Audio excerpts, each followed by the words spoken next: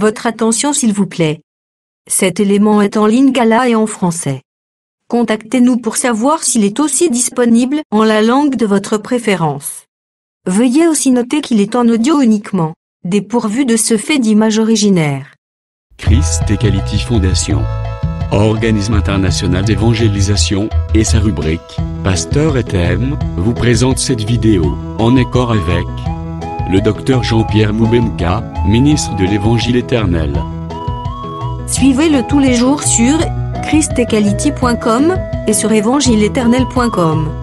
Là, vous y trouverez de manière ordonnée tous ces enseignements disponibles en texte, en audio, en vidéo et en direct à notre web radio et télé.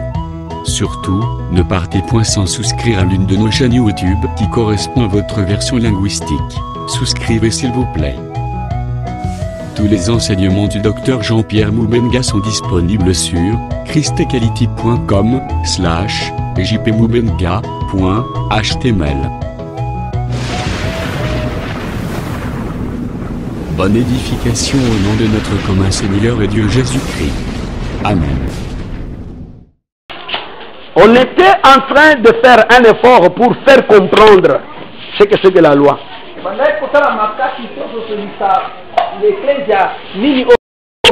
L'analyse détaillée est retrouvée dans d'autres sous-thèmes. Je suis en train de reconnaître que j'ai évoqué à la fin de tout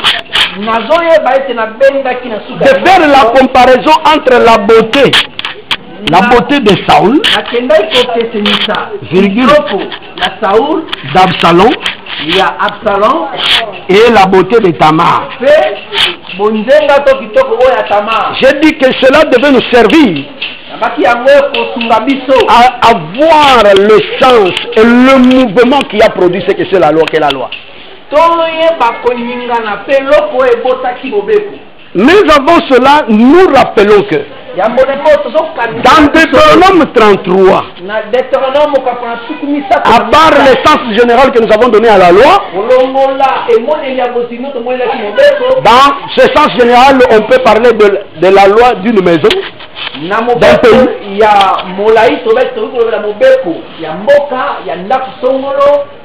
Mais nous avons restreint le cadre de la compréhension de la loi pour nous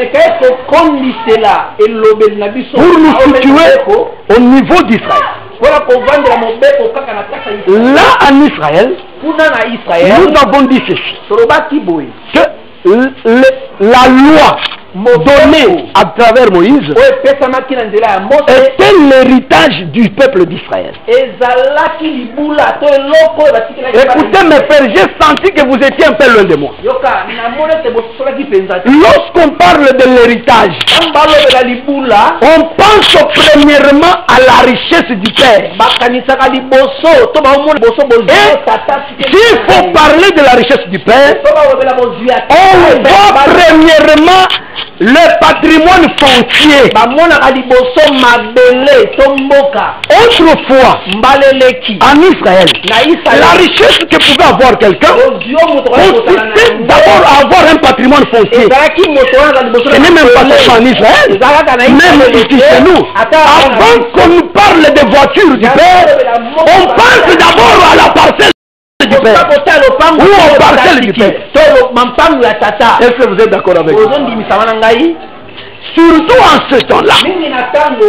Parce que la richesse que Dieu avait donnée au peuple, c'était le territoire. Je vous ai dit que ce territoire, qui est la loi, écoutez-moi frère, ce territoire qui est la loi, a aussi un grand mystère. Remarquez, territoire d'Israël. Territoire d'Israël. Ce territoire, quelle est la pensée que le terme territoire en Israël vous donne? Parce que le territoire d'Israël, c'est ça le patrimoine foncier d'Israël. C'est ça en réalité la propriété du Père d'Israël. Souvenez-vous, pour les gens qui lisent un peu la Bible, de la beauté d'Israël. Il y a Naboth de Israël. Naboth de Israël. C'est que Naboth appelait l'héritage de ce père. C'était le patrimoine foncier. C'était un champ. Le territoire qu'on lui avait donné, où il pouvait faire ses champs, où il pouvait élever ses mauvaises, ses menus gros bétail. Est-ce que vous me suivez? Ce territoire a un mystère. Le mystère du territoire, c'est le mystère aussi de la loi. C'est détonnant qu'il a déclaré. Il dit que il nous a donné la loi, héritage d'Israël, son peuple. Est-ce que vous suivez bien? Remarquez ceci. J'avais dit ceci. Ce territoire est pareil au temple. Le temple aussi est un mystère. Remarquez que le temple a été dévoilé. Mais pourquoi? Vous vous êtes déjà posé la question pourquoi le temple devait être détruit? Je ne suis même pas à la dimension de la fête des tabernacles.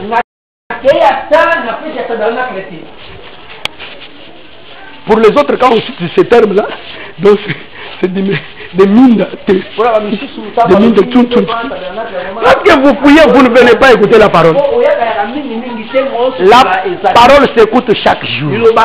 C'est une nourriture qu'on doit manger. Remarquez que quand les Congolais ont commencé à manger par délestage, ils sont en train de discuter. Mais pour la parole, tu trouves que c'est bon de la manger par délestage. C'est mauvais. C'est mauvais de concevoir comme ça. Il faut accepter et chercher à manger la nourriture, la parole chaque jour. C'est pourquoi elle est appelée le pain quotidien. Amen. Alors, remarquez que je n'emprunte pas tellement la dimension de la fête des tabernacles,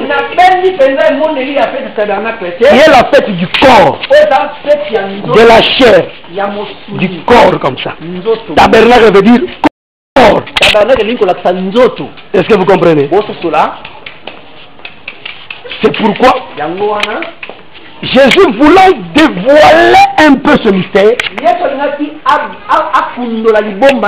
un jour qu'il parcourait le temple, alors les disciples qui étaient avec lui, parce que les disciples comprenaient que Jésus était leur père, même s'il était petit en âge, c'était un petit vieux. Alors maintenant, ils étaient là. Vous étiez très contents, ils faisaient des yeah. Et ils étaient tellement d'accord, ils étaient rassurés que personne ne peut nous taper. Alors ils ont émerveillé Jésus, ils voulaient émerveiller Jésus. Ils ont dit, mais regarde, contemple ce temple. C'est merveilleux. C'est vraiment Salomon. Et ceux qui ont modifié cela, vraiment, c'est vraiment un chef-d'œuvre. Jésus qui avait une autre dimension de compréhension des choses. J'aime ces gars. Ils traversent leurs pensées. Donc, eux étaient contents comme ça. Lui déchire leur joie. Il dit, ça, il ne restera rien. Même pas une pierre sur l'autre. Il dit, détruisez cet enfant. Détruisez ça. Parce qu'en le glorifiant, ils ont dit, les pères ont fait beaucoup d'années. Beaucoup d'années. 46 ans pour construire ça. Papa, 46 ans pour construire. Ah, c'est pour dire que ça c'est un chef-d'œuvre. Jésus dit, détruisez ça.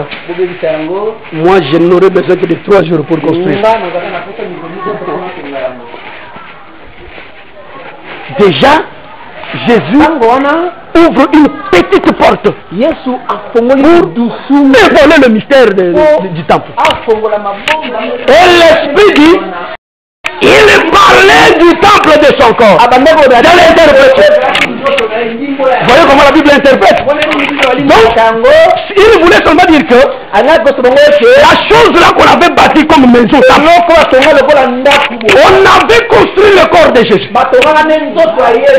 Parce que Jésus, vous savez que Jésus est fabricable. On le fabrique dans la boulangerie. On le fabrique aussi par des maçons. Les maçons peuvent construire Jésus. Et puis, on termine Jésus. Jésus, comment ça marche? Tout comme le boulanger peut prendre Jésus comme ça. Il construit Jésus. Il le fait. Et je vous informe qu'il est pétri à huile. Il est pétri à huile. Lorsqu'on fait comme ça, il y a de l'huile déjà à l'intérieur. Et après on verse aussi de l'huile dessus. Vous comprenez ça? Ça c'est la fabrication de Jésus. Oh, j'aime un Dieu qui se fabrique. Il se laisse fabriquer alors que c'est lui le créateur de tous. Quel miracle, mon frère! Celui qui n'aime pas un tel Dieu, il est malheureux dans sa vie. Vous comprenez, frère? Donc, le temple. Écoutez, parce que je n'ai pas à entrer dans les ruelles et partout là-bas pour visiter Jérusalem. Je veux seulement donner une petite idée. Écoutez mes frères, le temple fut bâti pour être détruit. Est-ce que quelqu'un qui a vu ça? Est-ce que vous comprenez ça? Le temple a été bâti pour être détruit. Quelqu'un d'autre, un prophète, a prophétisé. Lorsqu'il parlait du temple, il lui donne un message. Ézéchiel chapitre 26. Ézéchiel 26 ou 24. Cherchez et trouvez ça. Écoutez, il dit, un jour, Dieu prophétisa sur la femme d'Ézéchiel. Il dit, Ézéchiel, je vais détruire qui est l'objet de tes délices. Est-ce que vous comprenez? Et il s'agissait toujours du temple. Je voulais ouvrir une parenthèse là-bas. Remarquez ça. Dieu utilise parfois les hommes comme des choses. Est-ce que vous croyez comme ça? Donc ne te crois pas que tu es un homme devant Dieu. Devant Dieu tu es une chose. Voilà pourquoi j'exhorte encore ceux qui ménagent avec Dieu. Quand Dieu dit ne fais pas ça, lui dit bon vous voyez, bon ils avaient dit que ne faites pas. Parce que les gens de ce temps-là, c'est si comme ça. Vous êtes en train de ménager avec la parole.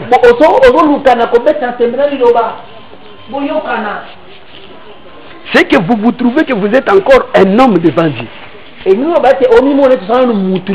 Mais Dieu veut que tu te sentes une chose. Amen. Je ferme cette parenthèse. Et je continue pour dire ceci. Vous avez trouvé le passage? Hein? 24, 16. Ça ne peut pas être 16. 24, 16. Vous irez lire ça. Je ne parle même pas aussi de ça. J'ai voulu seulement dire que le temple, c'était le corps de Jésus, qui est représenté par le corps d'une femme. Amen. Vous savez que Jésus est une maman. Il est aussi un papa. Vous savez que Jésus est une maman et un papa. Donc tout ça, Jésus l'est. C'est pourquoi nous l'appelons orgueilleux. Un orgueilleux, c'est celui qui fait tout faire lui-même. Lui croit que lui connaît tout. Lui, c'est partout, c'est toujours lui.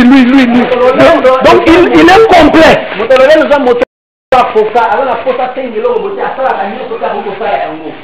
Est-ce que vous avez compris l'orgueil? Alors, ainsi mes frères, nous disons que Ça, c'était un brin pour ouvrir un peu le temple. Je prends aussi un autre brin pour terminer avec le territoire. J'insiste que nous ne faisons que donner une certaine idée sur cela. Ce que je parle ici est vrai pour la loi. Parce que nous sommes partis du problème de la loi en tant qu'héritage du peuple. Cependant, cet héritage, c'est le territoire qui est aussi le temple. Amen. Et c'est ça la loi aussi. Regardez le mystère aussi du territoire. Ce territoire, vous savez comment on l'appelle? On peut l'appeler Jacob. On peut l'appeler Israël.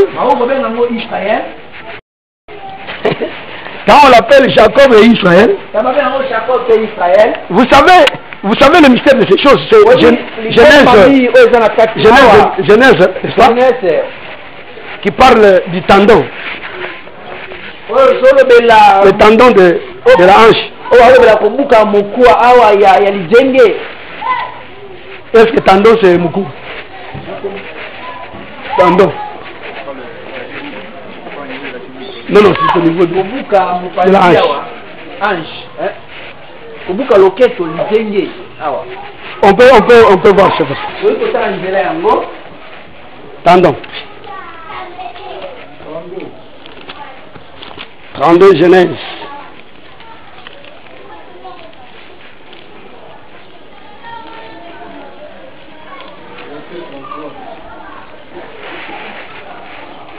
Nous sommes à l'école, mais c'est l'université, ce n'est pas le gardien. Ici, on vérifie des syllabus et des livres. Et on pose aussi des questions. Parce que c'est l'université. Vous avez dit 32, 33. 32, 33. Non, 32, 33 n'existe pas. 32, 33 exact.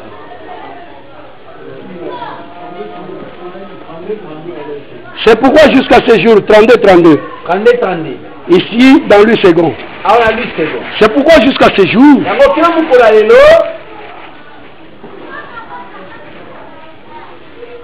les enfants d'Israël mangent point le tendon qui est à l'emboîture de la hanche.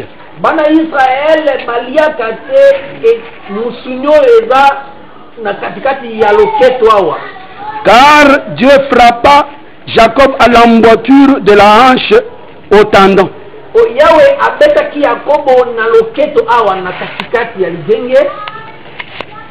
Est-ce que vous avez compris?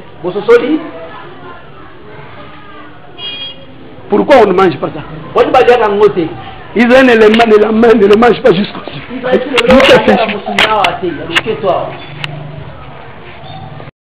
Comme ça, un jour, on pourra en parler. Mais retenez simplement que c'est ce qui fait que l'homme soit jeune.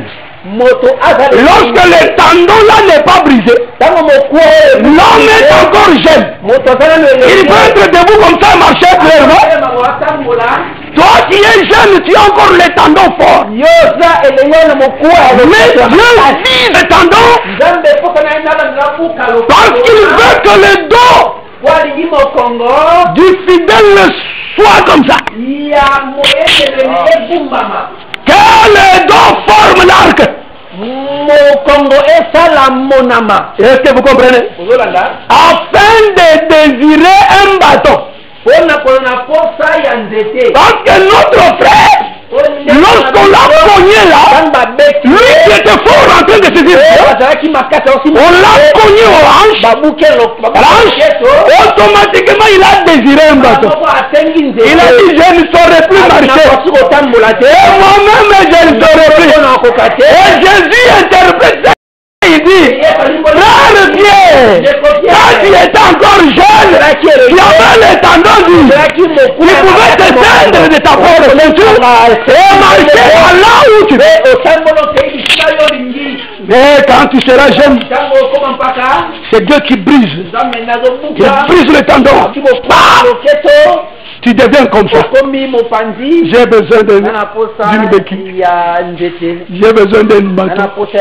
Là, tu vas commencer à t'appuyer sur le dos. C'est pourquoi nous avons chanté.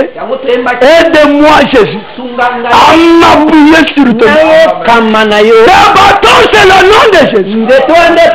Et je me souviens de ces jours-là. C'était le matin. Tu avais eu peur de l'aurore. Ayant peur de l'aurore, tu as changé mon nom. Tu m'as brisé la hanche. Changé de nom. Quel ôté le tendon de la hanche. À ce moment-là, le nom change. Et quand on change de nom, ça ne serait plus toi. Il y a des gens qui sont là. Ils sont les libérés.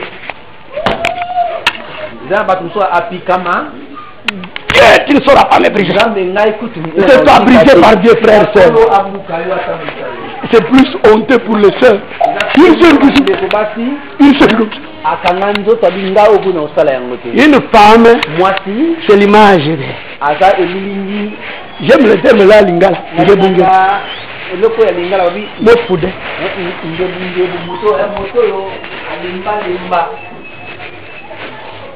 Vous comprenez? Une sœur comme ça. Sœur veut dire flexible. Flexible. Flexible.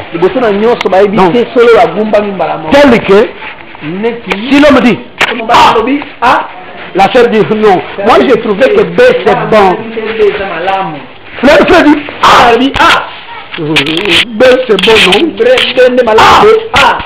Bon, quand tu c'est ça la femme de quelqu'un. Mais si tu vois la femme, le frère dit ah, la femme dit frère, si ces chasses là, ce n'est pas ta femme. Ce n'est pas ta femme. Vous savez que même sur la rue, il est dit quoi? Tu te mets souvent à imposer des choses sur ton ami. Il finira par dire quoi? Comment tu es ta femme? Est-ce que vous comprenez? C'est une bonne définition de la femme. C'est ça la définition de la femme. Est-ce que vous avez compris? Frère, ne t'en fais pas. Si tu vois une femme, tu dis ah. Il faut tester les femmes dès le début. Comment seulement par dire ah? C'est lui toujours B. B toujours. Bon, maman A. Tu dis d'abord A. Tu pas A, c'est bon. Après, change de ton. A. Change encore. A. Si tu vois toujours Libende, dis-toi que c'est pas ma femme. Et elle a un mari ailleurs. Moi, je suis pas son mari. Que je cherche ma femme. Est-ce que vous comprenez? Si tu vas avec une seule femme, elle va monter sur toi et s'asseoir. Et qu'elle sera sorcière dans la maison. Est-ce que vous comprenez? Non, je ne blague pas, je dis la vérité. C'est de l'enseignement. Alors remarquez ceci, mes frères. Donc, le territoire ici, qui est Jacob Israël, j'ai fait une petite démonstration sur le changement de ce nom. Mais je voulais dire que ce territoire, premièrement, c'était appelé comment? Quand Israël a reçu seulement la promesse avant d'entrer, on lui disait que tu vas à Jacob. Non. On disait tu vas où? À Canaan. Les autres pensent que Canaan veut dire Canaan. Canaan, ce n'est pas Canaan. Vous savez ça? Vous savez qu'il y a des gens qui pensent que Canaan, c'est-à-dire Canaan. Comme les autres pensent que Jérusalem, c'est Nkamba. Écoutez, il ne faut même pas entrer dans de telles discussions. Ce sont des sorciers, tout simplement. Ce sont des sorciers. Donc, au moins, si tu as reçu l'onction de délivrer de la sorcellerie, là commence la démarche. Mais ne discute pas avec ces gens. Ce sont des sorciers. Non, pas des sorciers parce que je prêche mal ou j'ai eu un mauvais cœur. Non. Ils volent la nuit. Et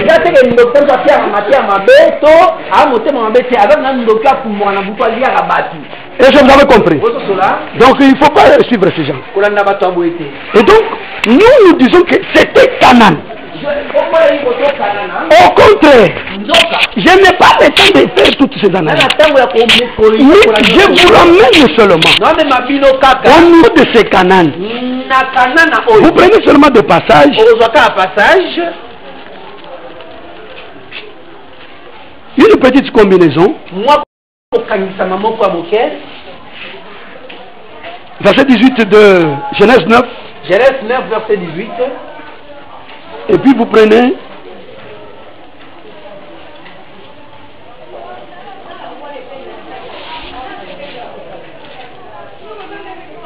verset 25. Genèse 9, 18, puis au Sodotangi 25. Ah, mais ça sont des choses mystérieuses. Le père là, il avait ses 3 fils. Vous le voyez, n'est-ce pas? Sem, Cham et Japheth. Cham et Japheth. Sem, Cham et Japheth sont les 3 fils de Noé. Le papa c'est Noé. Dès qu'ils sortirent de l'arche, le frère a choisi de planter la vigne. Ils plantèrent la vigne et ils prirent le fruit. Ils prirent du fruit de la vigne. Ils s'enivrit. Dès qu'il était ivre, il s'est dénudé. Est-ce que vous me suivez? Mais il l'a fait dans la maison. Les enfants étaient dehors. Un des enfants est venu. Il a vu le père. C'est Cham qui a vu le père. J'ouvre la parenthèse. Dans un sens du combat de l'esprit, si vous voyez la nudité de votre père, c'est mauvais. Il faut demander à ce que la grâce de Dieu soit sur vous. Est-ce que vous comprenez? Ça c'est dans la pratique. On ne peut pas voir la nudité du père. C'est susceptible de mort. Je ferme la parenthèse. Je continue pour dire, le frère est venu. Alors que le frère, lui, Cham, avait déjà des enfants. Et il avait un enfant qu'on appelait Canaan. Canaan n'était pas là. Canaan n'était pas encore descendu. Il était encore loin. Mais l'enfant est venu. Il a vu la nudité du père. Il est allé dire à ses frères. Il dit à ses frères directement. Est-ce que vous comprenez ce que je dis? Je vois parce que nous, quand nous parlons là, il faut que Dieu vous fasse voir pour voir. Comprendre bien, c'est voir.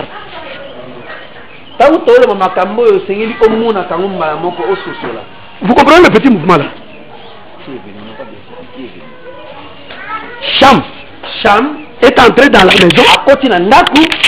Suivez-moi. Quand Cham est entré, Sem était dehors. C'est Cham qui a vu. Il a vu la nudité. Il est rentré. Il a fait la prédication. Cham lui-même est un prédicateur. Il a prêché à ses frères. Dès que les frères l'ont vu, ont entendu ça, ils ont reçu l'entendement. Un entendement autre. Ils sont partis avec une couverture. Ils ont couvert le sang. Est-ce que vous avez compris ça? Vous comprenez ça? Nous sommes dans Deutéronome chapitre 31. Ils ont couvert ça. Maintenant, Il faut assister les enseignements pour comprendre Dieu. Parce que Dieu, ce sont les entrailles. Est-ce que vous pouvez voir mes entrailles sans me tuer? Vous devez au moins ouvrir. Soit je meurs par anesthésie. Vous ouvrez, vous voyez, et vous avez la capacité de me ressusciter. Parce que c'est lui qui vient du sommeil de l'anesthésie, il est ressuscité. Mais écoutez frère, je sais qu'un jour on va parler encore de ça. Dans un défilé prophétique. Quand on a couvert, l'écriture dit que c'était une couverture. Mais j'ai été curieux. Lorsque Moïse a commencé à prêcher, il dira un jour, je ne permets pas à l'enfant de voir la nudité de son père. Car celui qui voit la nudité de son père, c'est-à-dire qui couche avec la femme de son père, c'est qu'il soulève la couverture du père. C'est un monsieur qui va soulever la couverture du père. Mais depuis quand la couverture elle était partie sur le père?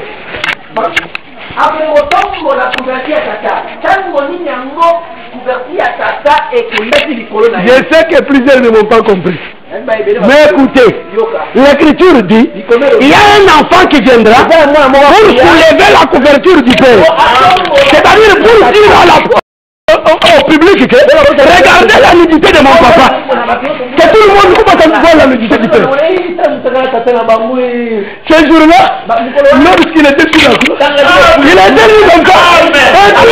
Le public voyait. Voilà, il est comme ça. Il est nu. Allez corriger au centre ici, il s'appelle qui? José Nzita et ses amis. José Nzita et ses amis, dites-leur que Jésus n'est pas mort avec un sous-vêtement. Il est mort nu comme ça.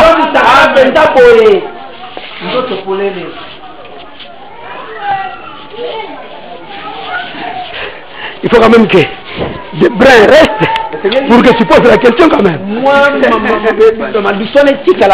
faut pas que tout soit dévoilé.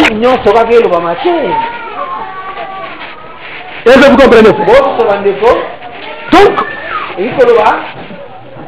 Canaan n'était pas là. C'est le père de Canaan qui a vu ça. Il a été traduit en une abomination. Mais ce qui m'étonne, c'est la prophétie de ce papa qui était nu. Dès qu'il s'est levé de son bain, il l'a vu. Regardez, parce que si vous ne me regardez pas avec les yeux humains et les yeux spirituels, vous ne comprenez pas. Lui c'est qui est Cham. Il a vu. Maintenant quand je viens, soit devant. Celui qui est derrière c'est son fils. Il dit, maudit soit Canaan. Est-ce que vous comprenez? Est-ce que vous comprenez d'abord que Canaan c'est lui le père? Canaan est le père. Qu'est-ce que je veux dire? Canaan et Cham. Est-ce que vous comprenez Canaan et Cham?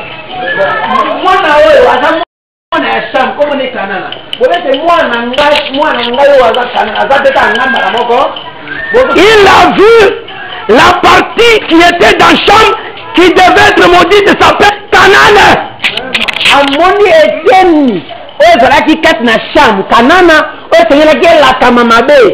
Est-ce que quelqu'un comprend ça? Lorsqu'on dit est-ce que ces gens savent que Canaan a été maudit?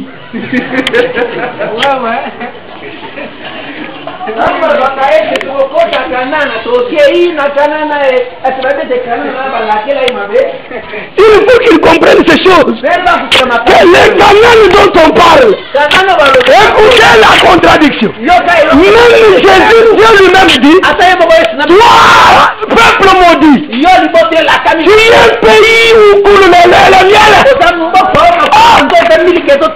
Est-ce que vous voyez ça? Est-ce que tu peux voir cette chose?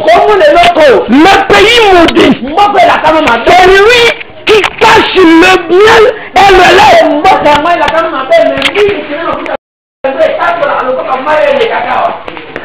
Il faut danser pour les Seigneur. Frère, où est le champagne?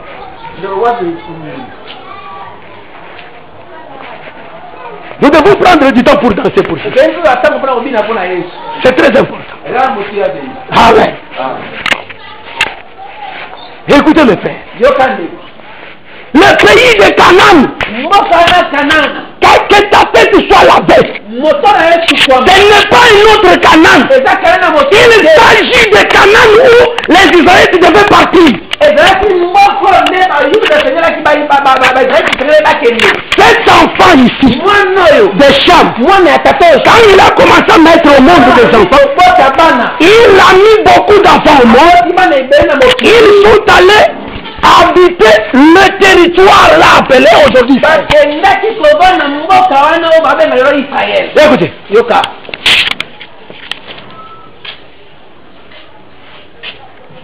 voici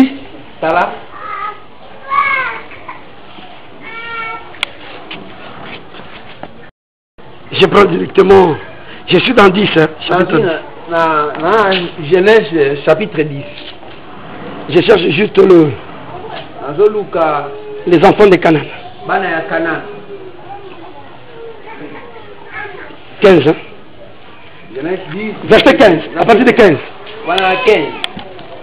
Canaan. Au verset 1, on a dit quoi? Voici la postérité du fils de Noé, Sem, Cham et Japheth.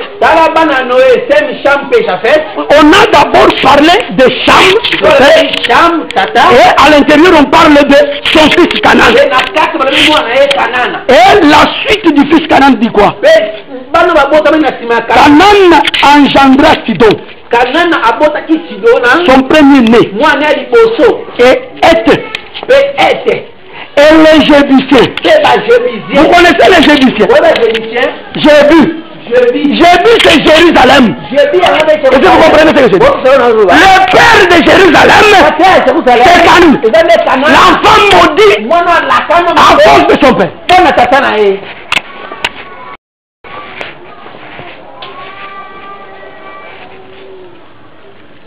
Les Amoréens, les Gargésiens, ce sont les peuples qui avaient occupé ce territoire avant qu'Israël n'arrive. Et donc il s'agit réellement du territoire d'Israël. C'est ça Canaan. Le mystère du territoire qui est Canaan ici, c'est le mystère de la loi, c'est-à-dire du corps de Jésus. Est-ce que vous comprenez? Jésus,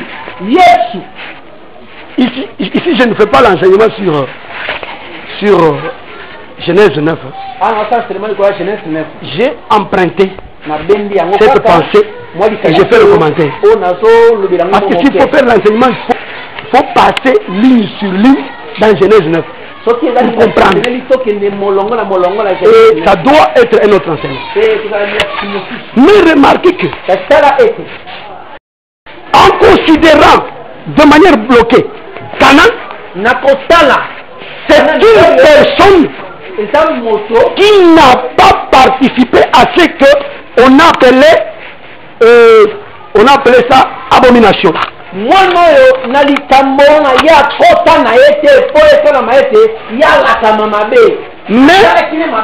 il a été maudit qu'il n'ait participé à l'abomination. Est-ce que vous comprenez? C'est-à-dire un innocent mais qui est condamné. Là maintenant les gens commencent à comprendre parce que le frère le géant que j'avais cité l'autre fois, parce qu'il chante que innocent Moué. Là maintenant tout le monde comprend que donc innocent c'est que c'est Jésus. Il faut comprendre sans qu'on ait évoqué ces chansons là. Est-ce que vous comprenez? Donc, il s'agit du Seigneur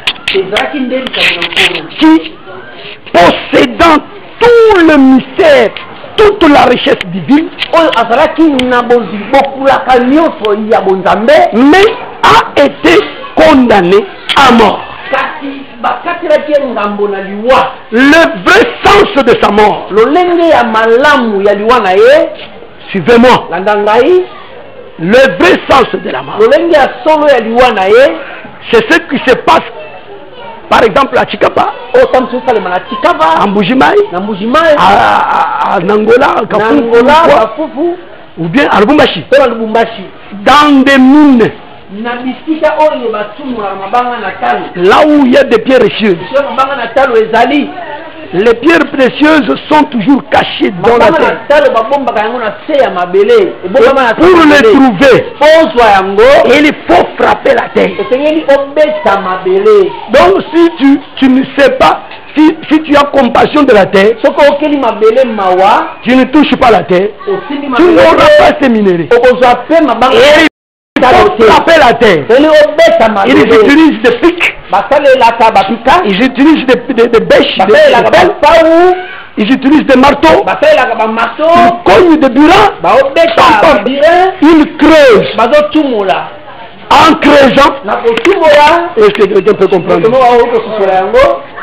La terre couverte comme ça, détenant au-dedans d'elle la richesse qui sont les pierres précieuses. Est-ce que vous me suivez? Lorsqu'on va pour chercher ces pierres précieuses, on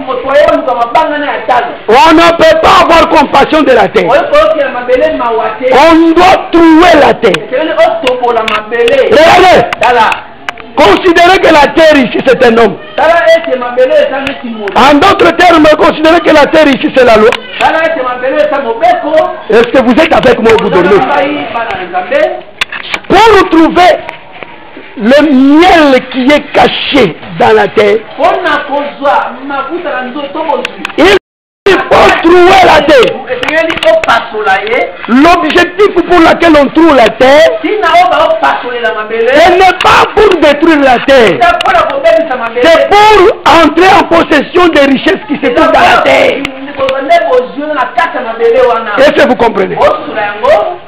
Cette chose ici, cet acte ici, c'est ça le sens de la mort de Jésus. Ce qui a porté la malédiction, c'était son extérieur. Canaan, qui est qui? Il s'appelle Canaan. C'est qu'on poursuit à l'intérieur de lui. C'était quoi? C'est qu'on poursuivait à l'intérieur de lui. Ce qui était à l'intérieur de Jésus n'était pas un fils. Ce qui était à l'intérieur de Jésus était un père. Lui, il était sain et sauf. Est-ce que vous comprenez ça? Vous comprenez ce qu'on dit là? C'est ça le mystère de la loi. Amen. Alors, je vais, avant de me résumer, j'ai commencé à quelle heure?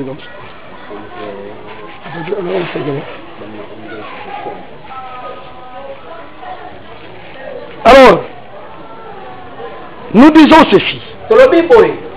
Nous allons encore un verset qui dit ceci, que la loi, dans son sens restreint, était celle qui consistait en une procédure.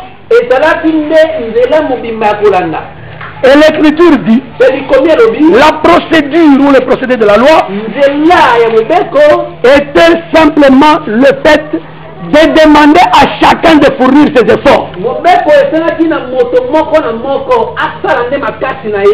Cela s'oppose à la procédure de la foi.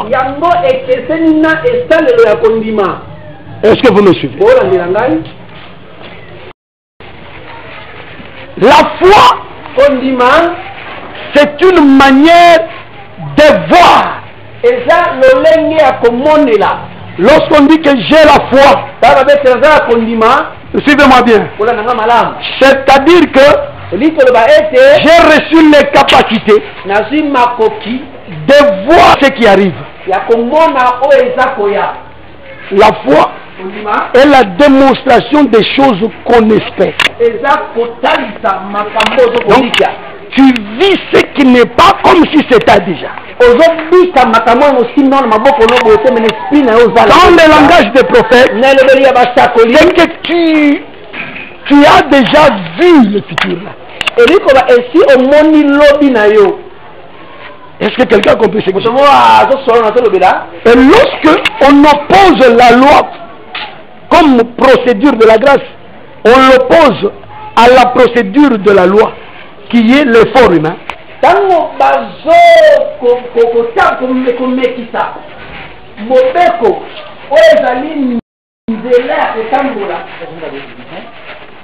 Lorsqu'on oppose la foi à l'effort humain, on oppose les autres à l'effort humain, alors que la foi était le voir, était les yeux pour voir. Ce qui veut dire que l'effort humain c'est l'aveuglement. Est-ce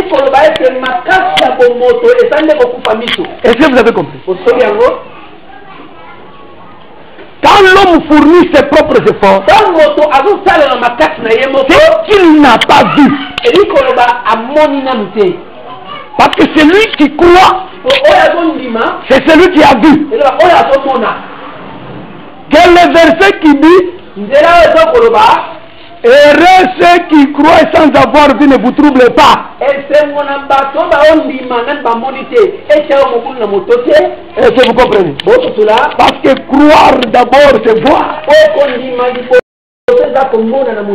Là c'est comme le verset qui dit, ceux qui sont morts avec la loi et ceux qui sont morts sans la loi. Ça paraît contredire les autres écritures.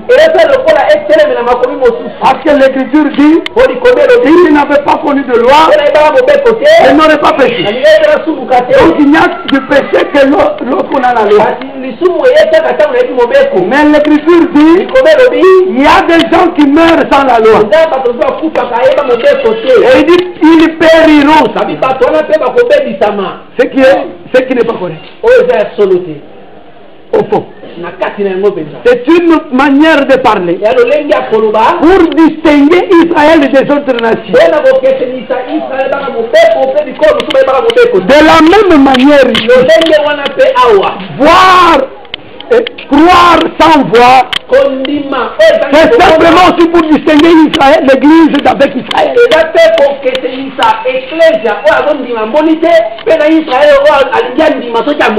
Est-ce que vous avez vu ça? Est-ce que vous avez vu ça? Et il y a des gens qui dorment. Il ne faut pas dormir. Même si vous recevez des visites. Alors mes frères bien-aimés, vous allez remarquer que ce qu'on appelle aspect procédure ici,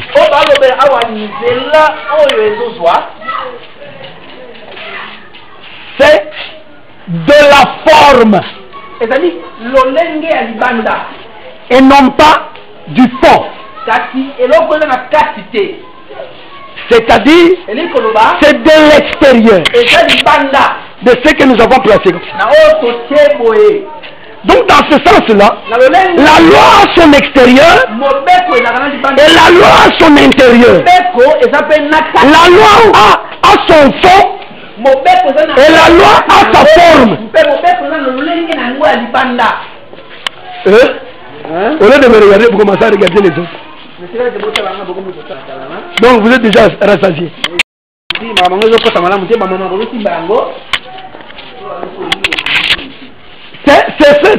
C'est un point très capital. Suivez-moi mes frères. J'ai dit ceci. Dans ce sens ici, la loi a son fond, son intérieur. Et la loi a aussi son extérieur. L'extérieur s'appelle la forme. Et l'intérieur s'appelle le fond. Est-ce que vous comprenez? Lorsque Romains chapitre 7 parle et dit ceci, on pouvait faire cette longue lecture, mais c'est impossible. Vous allez lire ça à la maison. Vous allez voir comment Paul a déjà réfléchi toutes ces choses. Mais finalement au verset 12, là où on nous a lu, on a dit que la loi est interne. Ce qu'on appelle une loi sainte, ce n'est pas la forme de la loi, c'est le fond de la loi. Nous le verrons davantage avec l'amitié de Jonathan et son frère David.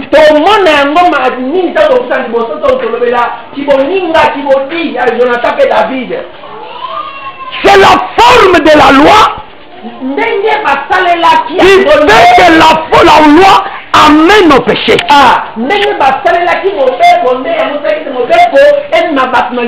va même dire, l'un pour dire ceci. La loi, non, le commandement qui amène à la vie, et j'ouvre encore une fois là-bas, là où on a lu Deutéronome 4.8. Et regardez ce qu'on a dit. Quelle est cette nation qui est des lois, les lois au pluriel, et les ordonnances, comme cette loi. Est-ce que vous comprenez ça? C'est-à-dire, il n'a fait qu'un petit calcul. C'est une formule. Il dit ceci. Ce que Moïse nous a apporté, c'était les lois plus les ordonnances. Et tout cela égale la loi.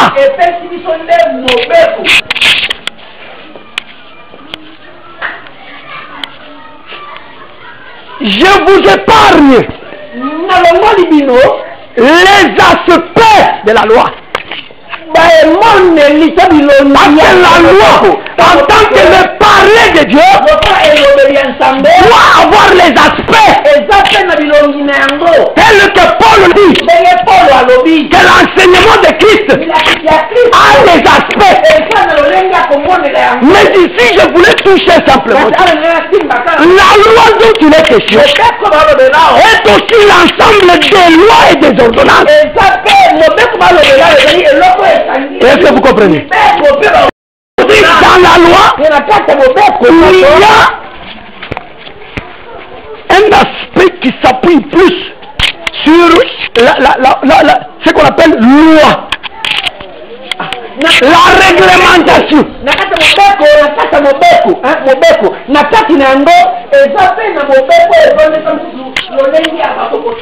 C'est-à-dire quoi?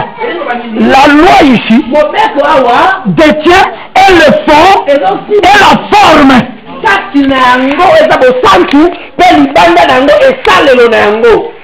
Les lois comme les réglementations. La réglementation a plus de nuances de ce qu'on appelle les pensées de l'éternel.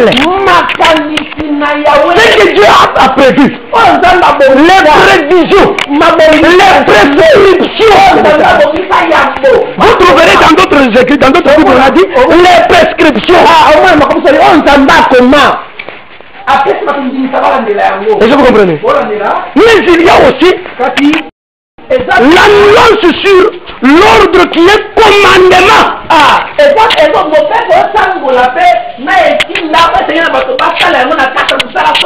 Non seulement que la loi organise, mais la loi a une contrainte qui l'accompagne. Le commandement. C'est pourquoi je vous ai épargné les aspects. Parce que les aspects c'est trop abstrait. Ce sont des enseignements donnés aux enseignants.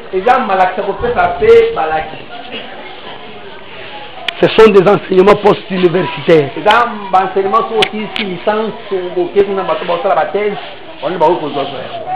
Vous avez compris, frère? Donc, quand on dit loi, il faut avoir une idée. L'idée de Canaan. Une personne qui est l'extérieur maudite, mais l'intérieur, la totalité de la bénédiction. Est-ce que vous comprenez? Il faut voir qu'il y a la forme extérieure. Il y a aussi le fond intérieur. C'est ça l'idée simple que vous pouvez retenir de la loi. La forme et le fond. La procédure et la matière elle-même appelée loi.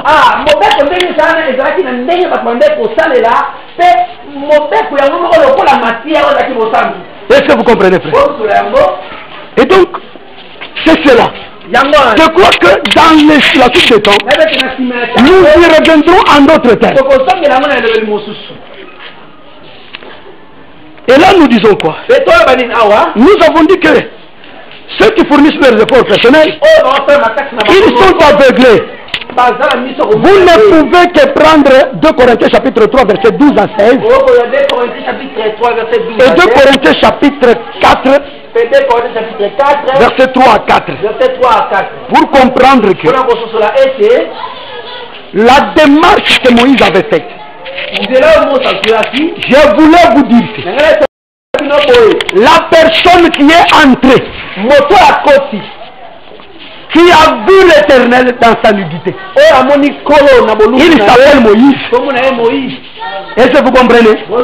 Et quand il est venu, il a instruit au peuple et on a pris la couverture, on a couvert. C'est encore Moïse qui a couvert. Mais l'Écriture associe Israël au peuple. Parce qu'il dit ceci: lorsqu'il lit Moïse, un voile tombe sur leur tête. Il met un voile sur le tête. Cependant, c'est Moïse qui avait mis le voile. Parce que c'est Moïse est en même temps Dieu, en même temps peuple. Est-ce que vous comprenez? Et donc, lorsque l'homme passe par la procédure de la loi, à ce moment-là, la loi n'est plus dans le sens général, non. C'est exactement la loi attachée à la première alliance.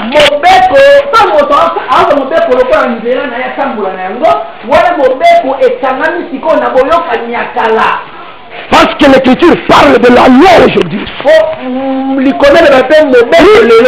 La loi parfaite que nous avons aujourd'hui.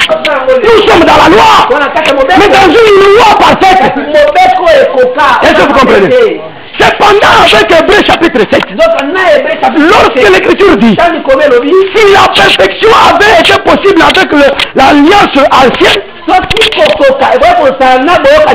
cela voulait dire quoi? Que dès le début de l'alliance, les hommes qui étaient dans l'alliance, ils étaient à la recherche de la perfection. Et pourquoi ils cherchaient la perfection? Parce qu'à l'intérieur de la loi, il y avait la perfection. Et le maman dorme.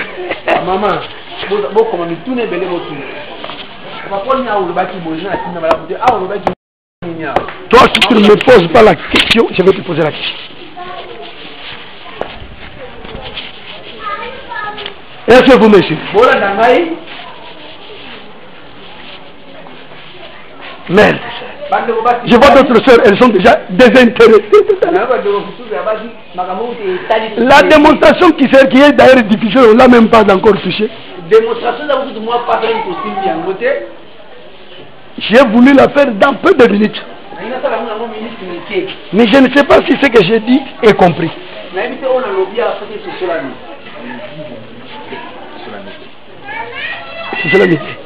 Ah! Nous disons, retenez que lorsqu'on dit la loi, c'est d'abord une manière d'organiser un peuple. Mais lorsqu'on parle de la loi attachée à la première alliance, là on parle de la loi qui a un fond. Bon, pour les mamans, utilisons les termes que tu allais utiliser là. Une casserole. Dans cette casserole là, eh maman, tu veux, vous avez mis des beefsteaks là-bas. Il y a des viandes, de bonnes choses là. Maintenant l'enfant vient. Il dit je vais manger ces choses. Est-ce que vous comprenez? Vous avez hermétiquement fermé votre... Maintenant l'enfant prend maintenant les dents.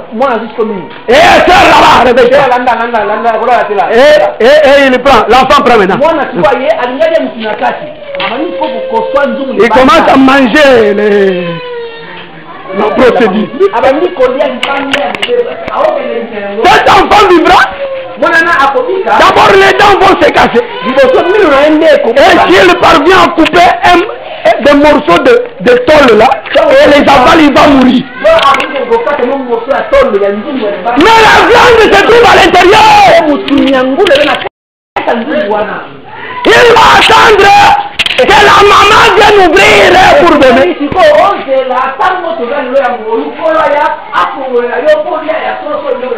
Donc quand on dit loi là de Moïse, il faut d'abord voir une telle chose. Toutes les merveilleuses choses que nous pouvons résumer en ces termes. Le trésor, c'est quelque chose qui doit être caché dans le sol meuble.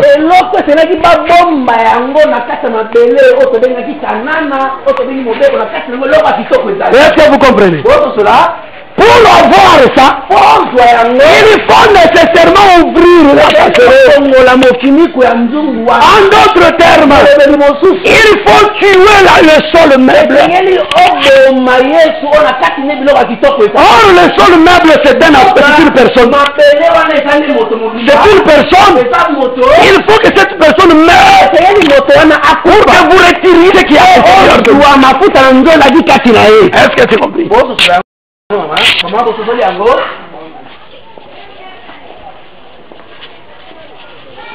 J'allais achever ici.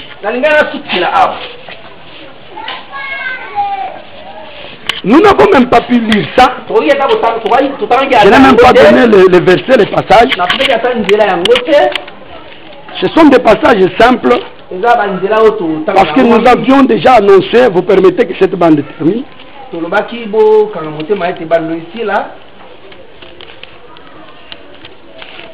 Nous disons ceci.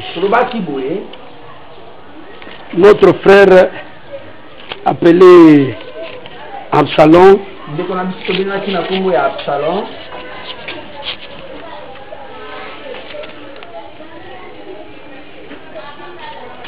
je vais juste au verset, je suis dans 2 Samuel chapitre 15, mais je vais juste chercher le verset qui parle de sa beauté.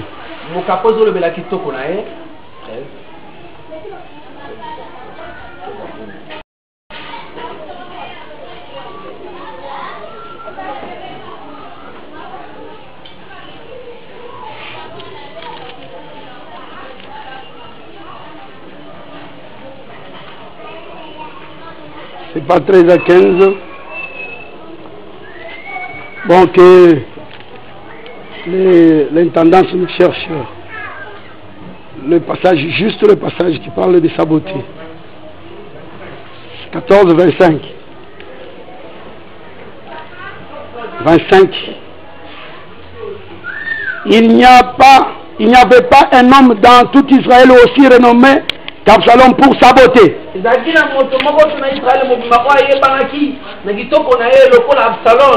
Depuis la plante du pied jusqu'au sommet de la tête. Et il n'y avait point en lui de défaut.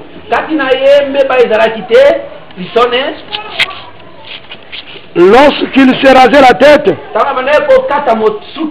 c'était chaque année qu'il se la rasait. Parce que sa chevelure lui pesait.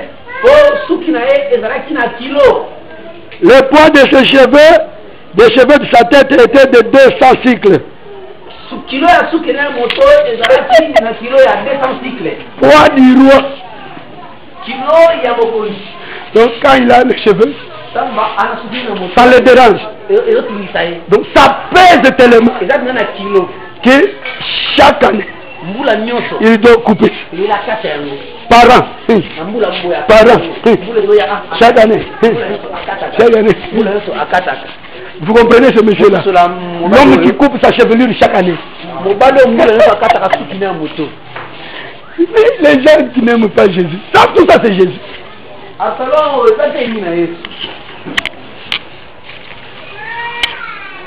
Il était beau. Il n'y avait personne dans tout Israël qui était beaucoup aussi beau que lui. Sans défaut. Mais fais attention. Ces mêmes termes sont utilisés. Il fallait nous chercher aussi directement parce que j'ai fait l'imprudence de ne pas sélectionner les versions. L'homme de Dieu, Saoul.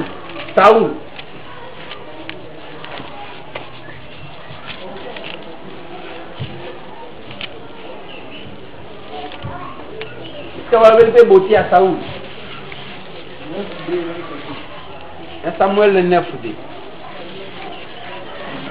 Il avait un fils du nom de Saoul. Jeune et beau. Vous comprenez? Quand les théologiens disent jeune et beau, il dit, c'est-à-dire, il était moins âgé. Bon, il était moins âgé. Heureusement que je suis théologien.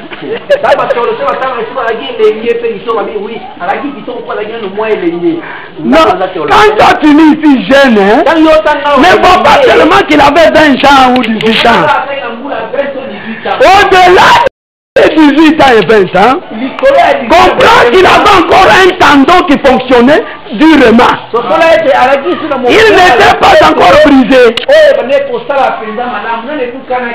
Écoutez, tout en étant jeune, il était beau. Oh!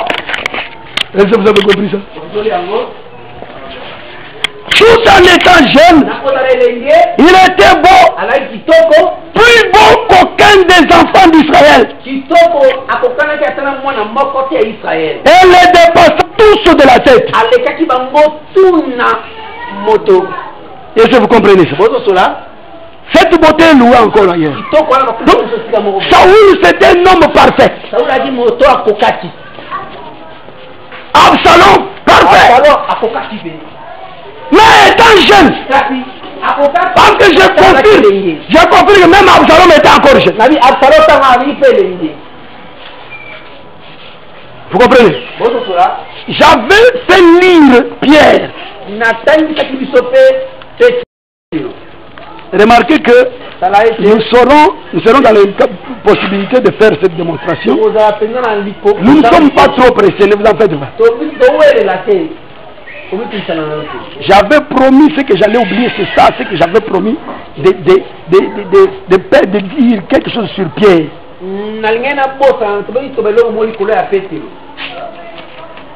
1 Pierre chapitre 3. En français. Dans le français qui est ici en Pierre, 1 Pierre 3. Ayez, verset 3. Ayez non cette parure extérieure qui consiste dans les cheveux tressés.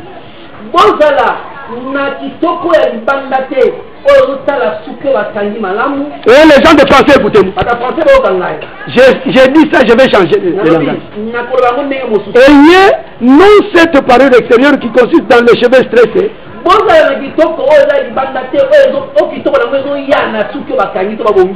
je dis, je change. Ayez non seulement cette parure extérieure qui consiste dans les cheveux tressés. Ah, tu dors pourquoi? Je parle aussi à toi. On dit ceci. Ayez non, moi j'ajoute, je dis, ayez non seulement cette parure extérieure. Et la Bible dit, ayez non cette parure extérieure. Est-ce que les deux choses sont la même chose? Quelle est la différence qui est là-bas? Est-ce qu'un frère peut donner un peu la différence? Je parle seulement de ce français-là. Il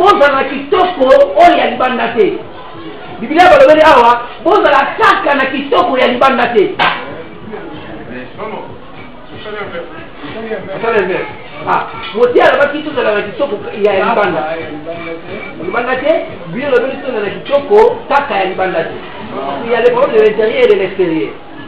Non, j'ai dit qu'un frère le dit.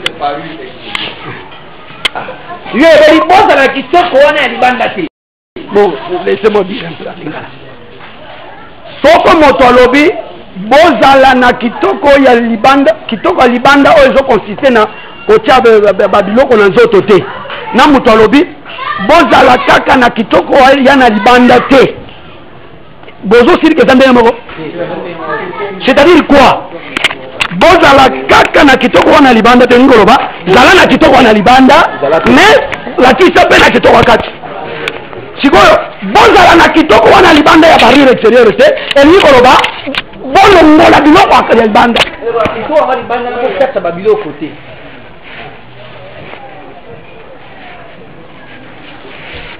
Les visiteurs doivent nous excuser. Il y a des frères et surtout des soeurs qui sont vraiment, je ne sais pas comment je les qualifier. Donc, quand ils prennent ce verset-là, vous, prédicateurs, vous prêchez, lui à la maison, il change, il dit non, ça ne veut pas dire ça. Ça veut dire que, ton dans la peine, Libanda, ton qui s'appelle le Libanda, qui s'appelle Yakat. C'est satanique si tu comprends comme ça.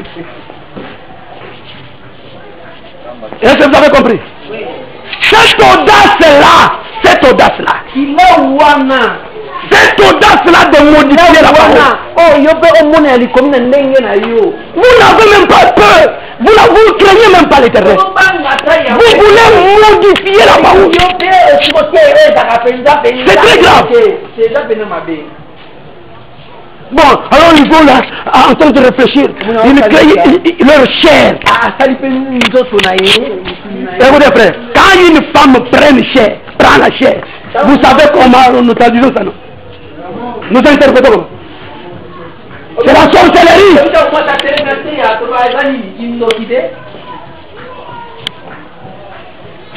Donc tu commences à modifier la parole. Quelle audace tu as, frère? Et surtout toi, sœur. Es-tu devenu sorcière? Et les autres sont là. Ils font le jeu de cache-cache.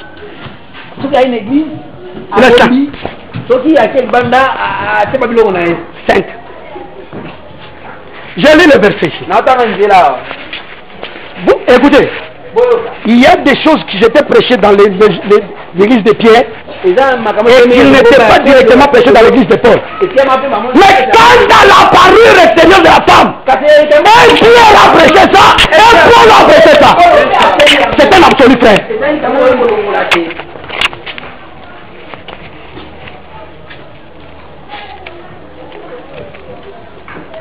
Lisons ici dans le livre de Jacob.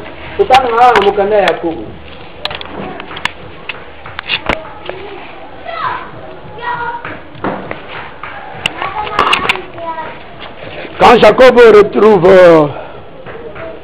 arrive sur Bethel. Quand Jacob a comme on a Bethel. Genèse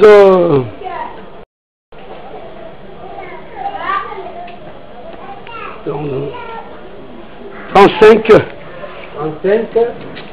Verset 3 et 4. Lisez-nous ça. Vous lisez doucement. Quand il lit, tu interprètes. Tu traduis plus. Suivez.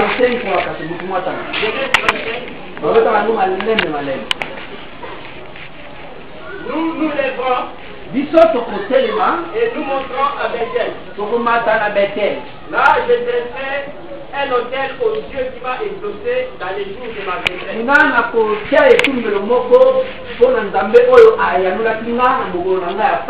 Et il a été avec moi pendant les voyages que j'ai faits.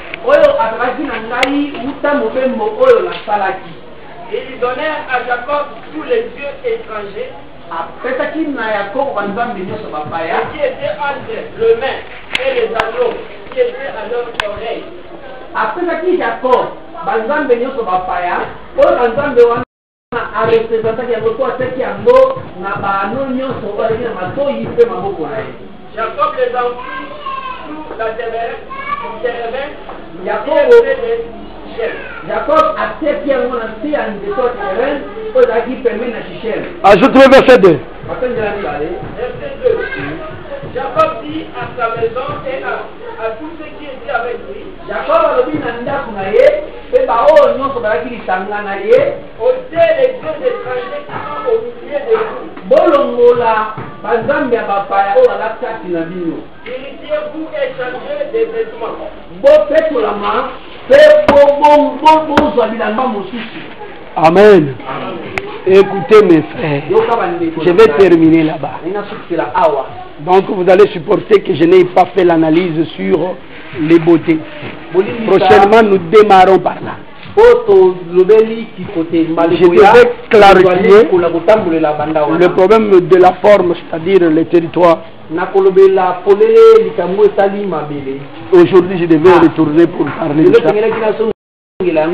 ça. Et prochainement, nous allons spécialement parler sur ces beautés. Mais je termine ici pour dire, parce que ce verset fait partie de la beauté. Écoutez les déclarations de Jacob. Ôtez les dieux étrangers qui sont au milieu de vous.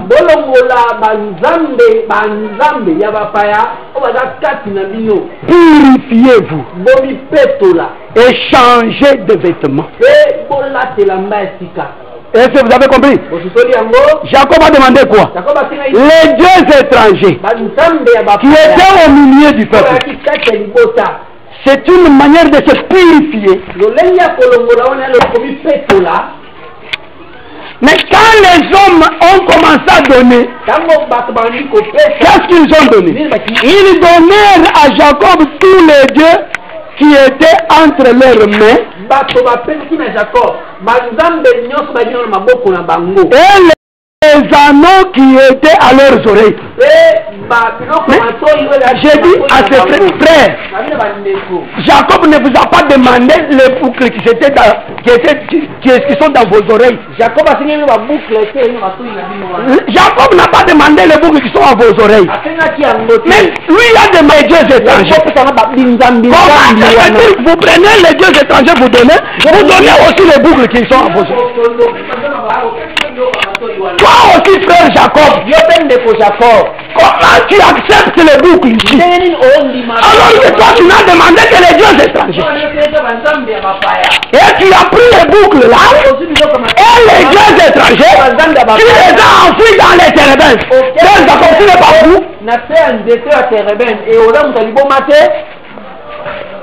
Est-ce que vous avez analysé avec moi?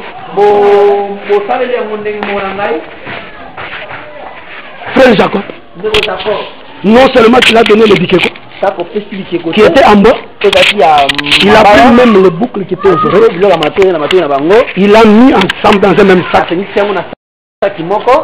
avec les bikeko. Dans l'interprétation, quand il fait ce mouvement-là, il prend ses boucles, il met avec les bikeko qui fait comme ça. Il a donc interprété que les boucles-là sont les bikeko.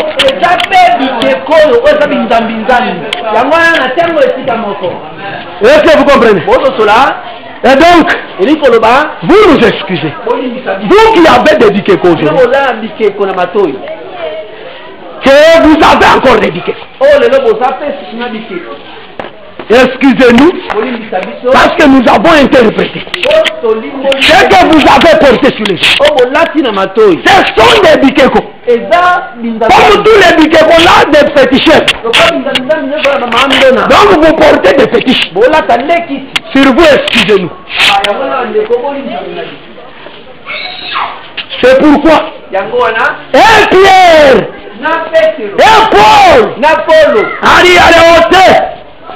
un Pierre et Paul c'est de manière de séparer de l'extérieur. Même moi j'ai le même habit que le Seigneur. Parce que le Seigneur tel qu'il est là, c'est un grand architecte. Quand il te dessine, Manu, la manière dont il t'a dessiné, c'est comme ça. C'est ce que Dieu appelle, c'est bon. Mais quand je dis non, je ne crois pas que ce que Dieu m'a fait, c'était bon. Donnez-moi des gilettes. Bon, je vais modifier un peu ce que Dieu a fait. Je vais amener le crayon. J'avance vers le riz. Mais ça m'étonne. Il suffit que tu mettes un enfant qui a des sursures jusqu'ici. Tu vas l'amener chez des pasteurs. Papa prier pour ce enfant. Je ne comprends pas, il a des sursures jusqu'ici aux oreilles.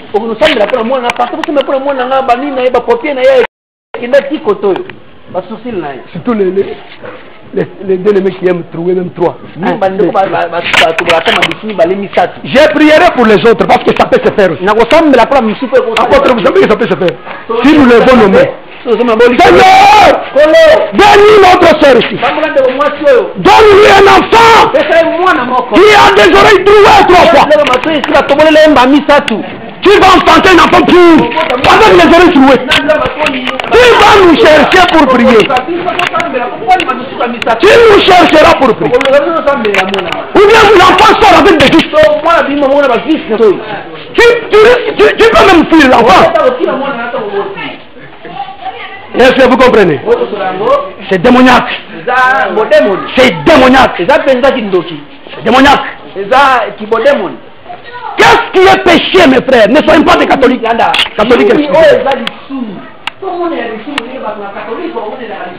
Le péché, c'est pas ce que toi tu trouves que c'est mauvais. Non. Le péché, c'est ce que Dieu déclare que c'est pas ça. Dans ce verset, on a parlé même des habits. Même les habits. Mais il n'est pas tous les habits. Il ajoute les habits qu'on revêt. On ne sait pas ce que dit tout ça. Les habits somptueux.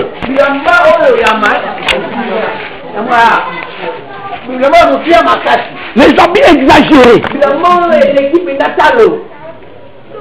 C'est un péché. C'est un péché, frère.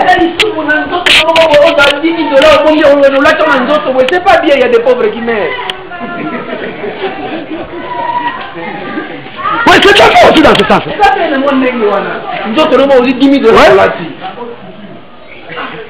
La haute couture. Oui. La recherche. Voilà. C'est comme ça que d'autres traducteurs disent. C'est une notion un peu relative par rapport aux avoirs de chacun. Il faut que tu comprennes ça. Il faut que tu comprennes ça. Parce que si tu ne comprends pas, c'est que tu n'as pas compris Dieu. Dieu, ce n'est pas ce que nous voulons. Dieu, ce n'est pas ce que nous trouvons que c'est bon. Ça, c'est le bon Dieu catholique. C'est le Père catholique qui nous excuse chaque jour. Chaque jour, excusez-nous déjà à la base. Parce que nous oublierons toujours, nous vous citerons. Et donc mes frères, c'est pour dire que quand les catholiques disent bon Dieu, donc il passe à quelque chose à lui. La manière dont il pense. Bon Dieu, bon Dieu, le bon Dieu. Non, nous n'avons pas un bon Dieu là. Nous avons le Dieu qui est bon. Qui est bon. C'est bon de porter les jours dans sa jeunesse. Il est bon d'attendre le secours de l'Éternel dans les silences. Le bon là, c'est ça notre Dieu. Le bon là, c'est une prévision, c'est la loi. C'est-à-dire la pensée de Dieu. Est-ce que vous avez compris, frère? Donc nous vous invitons à être quand même,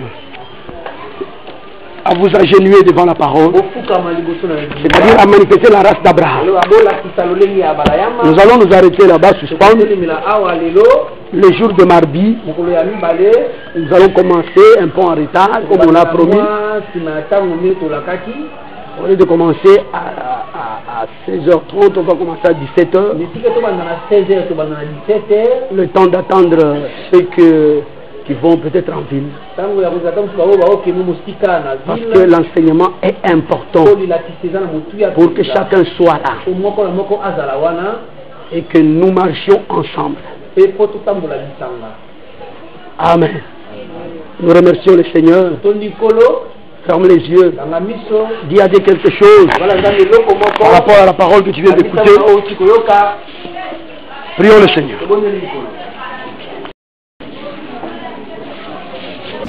Merci d'avoir suivi ce message et que Jésus-Christ vous bénisse. Si vous avez une question à l'intention de l'homme de Dieu, si vous voulez que l'homme de Dieu prie pour vous, si vous voulez vous confier à l'homme de Dieu, ou si vous voulez tout simplement bénir l'homme de Dieu, contactez-le directement si ses coordonnées sont disponibles depuis sa page. Sinon, contactez-nous et nous lui transmettrons vos préoccupations. N'oubliez pas de faire un tour à notre page évangélisation pour voir en quoi vous pouvez vous rendre utile à Christ par cette œuvre. Que Dieu vous bénisse tous. Amen. ChristQuality.com. Les cieux en un clic de la souris. Évangile-éternel.com, le site de l'Évangile éternel. Christ Equality Fondation, équilibrer la manne ramassée dans le désert de sorte que chacun ait un le maire.